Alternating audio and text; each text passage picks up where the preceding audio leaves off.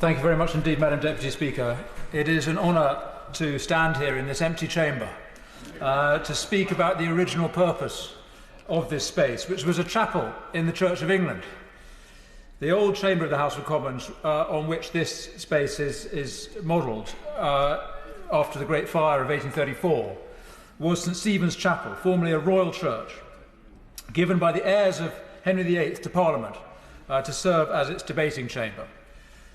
And, Madam Deputy Speaker, your chair stands on the altar steps, and the table with the dispatch boxes is where the lectern stood. And I mention this because the link between this place and the Church of England isn't merely ceremonial. The prayers we say here at the start of every day aren't just a nod to tradition. Our democracy is founded on Christian faith. And indeed, this Parliament remains the law-giving power of the Church of England.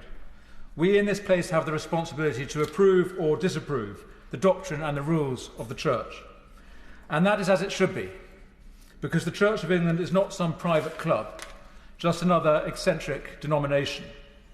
The Church is the chaplain to the nation, and through the parish system, in which every square inch of England has its local church and its local priest, we are all members, we all belong, even if you never set foot in your church from one year to the next, even if you don't believe in its teachings, it is your church, and you are its member.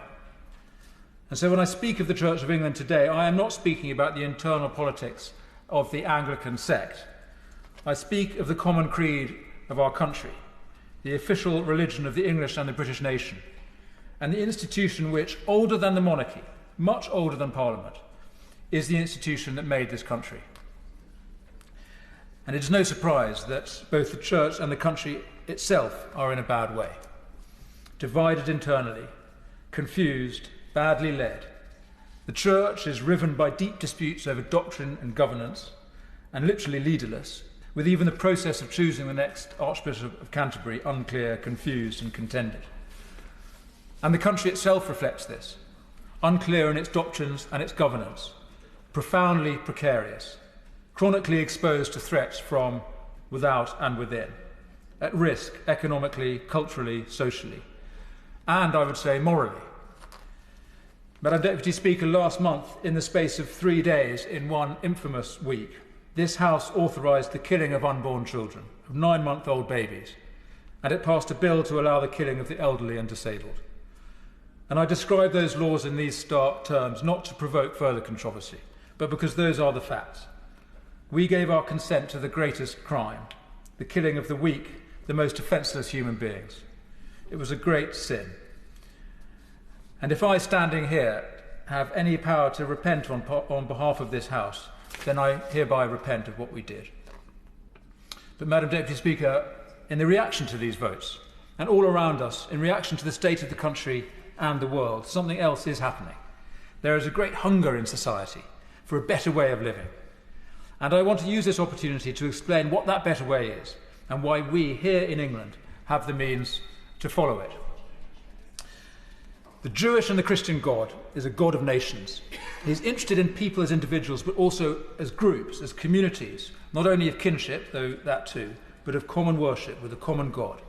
And this nation, England, from which the United Kingdom grew, uniquely among the nations of the world, was founded, created consciously on the basis of the Bible and the story of the Hebrew people. And in that sense, England is the oldest Christian country and the prototype of nations across the West. The story of England is the story of Christianity operating on a people to make the institutions and the culture that have been uniquely stable, uniquely successful. The Western model was forged and refined in England over 1,000 years, from the 9th to the 19th centuries. So what is that model? It's simply this, that power should arrange itself for the benefit of all the people under it, and specifically for the poorest and weakest.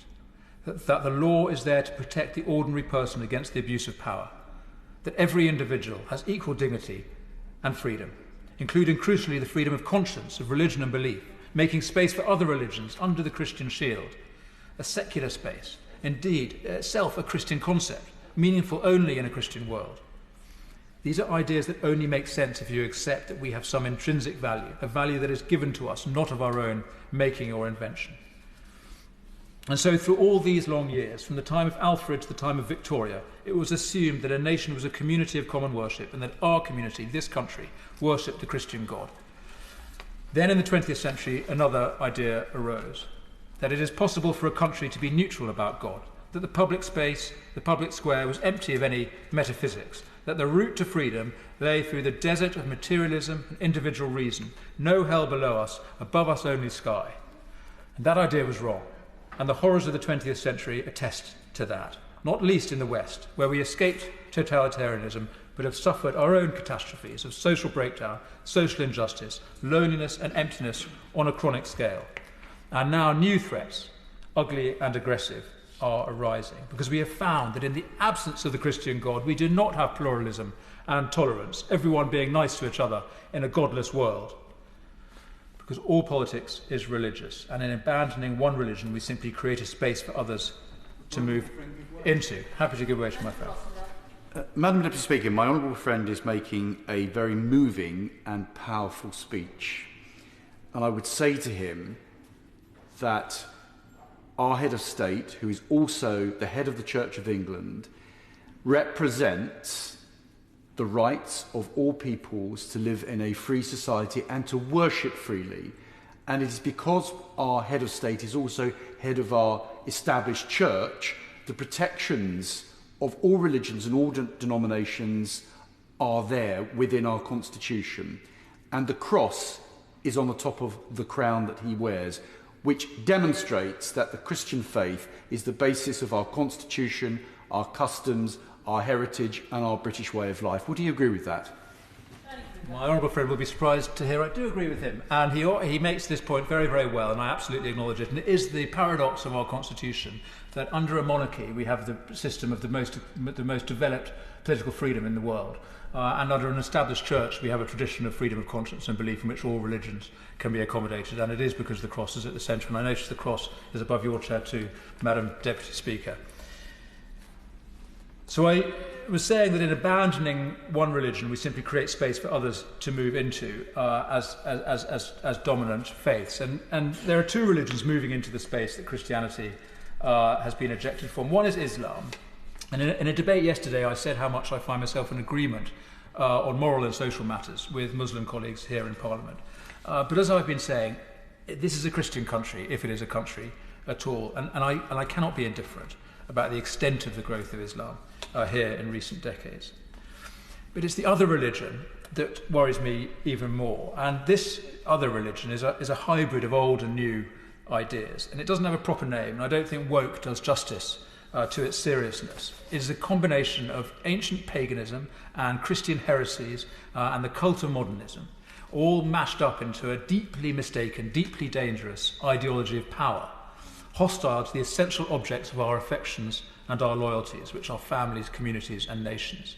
And explicitly, most passionately, it is hostile to Christianity as the wellspring of the West. And this religion, unlike Islam, must simply be destroyed, at least as a public doctrine. It must be banished from public life, from schools and universities, from businesses and public services. It needs to be sent back to the fringes of eccentricity, like the modern Druids who invest Stonehenge in my constituency, with a theology that is mad but harmless, because its followers are so few, and no one serious takes them seriously.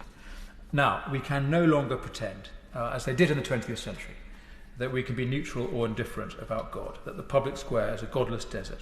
The fact is that the strong gods are back, and we have to choose which God to worship. And I suggest we worship the God who came in the weakest form, Jesus Christ. But this God is a jealous God. It's him or nothing. And we have to own our Christian story, or we have to repudiate it. And not to own it is to repudiate it. And to repudiate Christianity is not only to sever ourselves from our past, but it is to cut off the source of all the things that we value now and that we need in the future: freedom, tolerance, individual dignity and human rights. Without the Christian God, in whose teaching these things have their source, these are inventions, mere non-existent aspirations. To worship human rights is to worship fairies. But if we own our story, remember the real sources of our civilization, we can have these things and make them real freedom and tolerance and dignity, a culture of love, and crucially a culture of humanity, because we are in the age of the machine. And a great choice confronts us, whether to make machines in the image of fallen man, bent on exploitation and domination, with mankind in its sights, or to make them what they properly are, the servants of mankind, able to help us make a better world. So, Madam Deputy Speaker, to conclude, a wind is blowing and a storm is coming, and when it hits, we are going to learn if our house is built on rock or on sand. But we have been here before. The reformers of the 11th and the 16th centuries, the Puritans in the 17th century, the evangelicals in the 19th century, all brought this country back from the edge, from idolatry or error or just plain indifference, and from all the social and political crises that indifference to Christianity brought about. And they each, in their generation, restored this country to itself. And a new restoration is needed now, a revival of the faith, a recovery of Christian politics, a refounding of this nation on the teachings that Alfred made the basis of the common law of England all those centuries ago. This is a mission for the Church under its next leader, whoever that is. It's a mission for this place, this old chapel, which became the wellspring of Western democracy, and for us, its members. And it's a mission for our whole country, the route to a prosperous modernity, founded on respect for human dignity, responsibility for the created world, and the worship of God. Thank you.